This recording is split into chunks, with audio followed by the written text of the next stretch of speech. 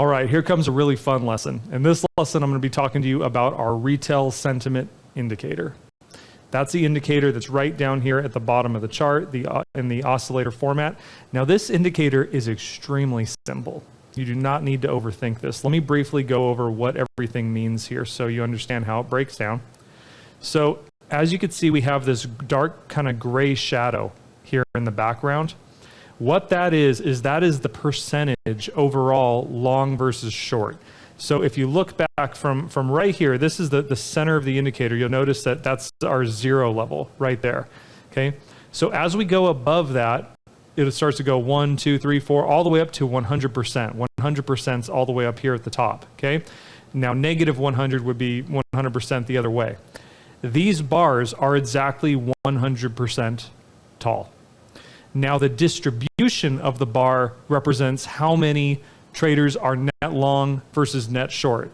For instance, if we go back, these bars back here were about 61%. You can see the top was at 61%. That means that 61% of traders were net long, and that same one about, I don't know exactly, but 30-some% were net short. Can't get the exact bar in there, but you get what I mean. So that's 100% showing the distribution between net long and net short. Now, this oscillator is a proprietary formula that we came out. It's actually pretty simple, but it just gives you a real clean view of the transition. It emphasizes the transition when traders go from net short to net long or net long to net short. Just a very, very clean view, easy to read. That is how you read the indicator. When you see them start to transition over, we're looking at how aggressive it's happening, and we're looking at to the extent of how much they're getting pushed. Sometimes if you go back here, you could see that in this area, you had traders that were 92% net short, 93% net short. And notice that the market's going up, which I'll get to in a second. So you can see the aggressiveness of retail traders coming in and basically doing the wrong thing. Now, I know some of you on here that have been trading a long time might argue like, well, retail traders don't really move the market. So how does this really mean anything? Let me explain. The retail trader mindset, the fear of missing out, the chasing trades, the stop loss placements, all these things are characteristics of bad trading, scared trading, taking a trade that you're not totally sure about, that you don't have a good plan, that you didn't have a good entry. Okay. This happens even at the institutional level. For the banks that are competing with each other for that liquidity, there are better and worse traders even on that level. So the fact that we can't get their sentiment, okay, but what we can get is we could get retail sentiment, and that represents as a whole a trader that is not as well equipped, not as emotionally well equipped to handle the trades, not technically enough well equipped. It represents a trader that's going to lose. And so again, by having this insight into the thought process through looking at the executions through this data, we know what less skilled traders are doing at the moment as a whole. Okay, that leads me into the data.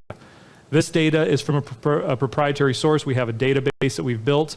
Right now we're running a single data stream into it, but we will grow it over time and get an accumulated average of data into our own database. But this is 100% proprietary to us, this database, and we're bringing it to you. This is a tool that not a lot of people have access to. You can get sentiment numbers off different websites, but to get it in an oscillator format that looks this clean, I think actually makes the data much more useful. So that being said, how do we use this thing? Okay.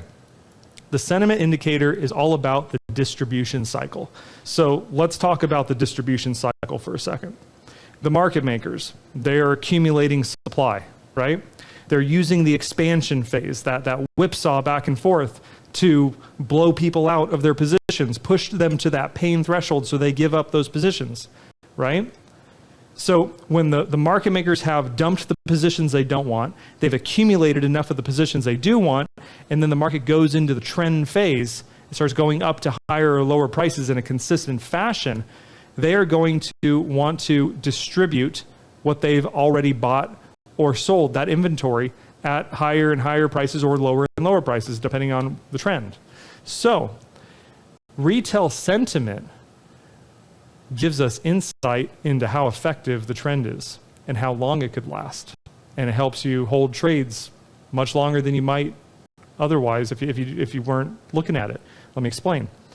So as this market goes up, you could take a look right here. It shifted. We had a lot of this action right here, had a lot of big news come out. I remember watching this. So a lot of this stuff came out right here, and then the sentiment shifted right here. You notice that traders started going net short right here. And I will mention this while we're talking about it. If you see these little lines right here, these lines mark the shift point, the candle, where the sentiment actually shifts from net long to net short. That's why you see a number of them in here, because we got a lot of shifts. But anyway, that's what those lines are for. So going back to the distribution phase. Okay, we've established that the stop loss is the most consistent way to understand where liquidity is coming into the market for the market makers. They know, not only because they can see the stop losses as pending orders, but they know that the pain, pushing someone into pain, is much more of a guarantee you're going to get them to give up rather than putting them in pleasure, right? Plus, you don't want them to win. So the pain threshold is everything. Okay, as this market moves up, you can see that traders are getting net short, right? They're getting shorter and shorter and shorter. What is their stop loss? Their stop loss is buy orders. So every time the market looks like it's topping out, you have traders piling in buy orders, buy orders, buy orders in the form of stop losses because they're trying to short the market. See, this is all retail selling, making the wrong decision. As they short the market, above these highs is clouds and clouds and clouds of buy orders on the retail level and the institutional level. As the market goes up through these levels, those buy orders, the market makers don't accumulate them in this circumstance until the trend's over. Then they'll start accumulating them if it's in an actually reverse. They let those buy orders hit because it's just more buying volume pushing the market further and further and further up, putting their positions they've already accumulated at lower prices more and more into profit.